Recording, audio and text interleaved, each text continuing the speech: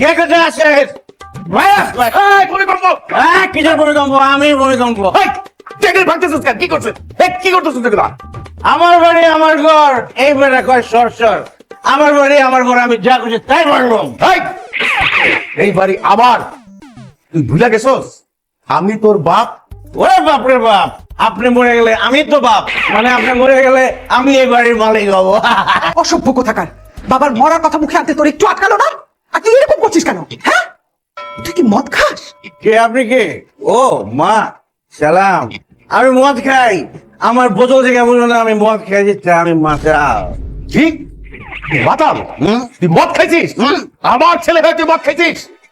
ছি ছি ছি ভাইয়া, তুই মদ খাওয়া শুরু করছিস। আর তোর তো আমি জীবনে একটা সিগারেট টানতে দেখলাম না। মদ খাওয়া কবে থেকে শুরু করছিস? আমি অনেক আগে থেকে মদ খাই, আমি সবসময় মাতাল থাকি, কিন্তু কম খাইছো তাই তোরা বুঝতে পারিসনি। আজকে একটু বেশি খেয়ে ফেলছি তাই আমি বেশি মাতাল হয়ে গেছি।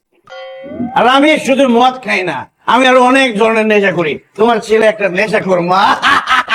এই, আমি জীবনে কোনোদিন একটা সিগারেট হাত দিয়ে দেখি নাই, আর তুই আমার ছেলে হয়ে মদ খাস, নেশা করস। তোরে তোরে আমি ত্যায্য করে দিব।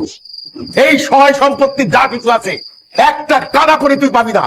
আমি সকালবেলায় এতিমখানায় পুরো সম্পত্তি লিখে দিব, কারণ আমি জানি তোরে সম্পত্তি দিয়ে গেলে এই সম্পত্তি পেয়েছে তুই মদ খাবি, নেশা করবি, জুয়া খেলবি।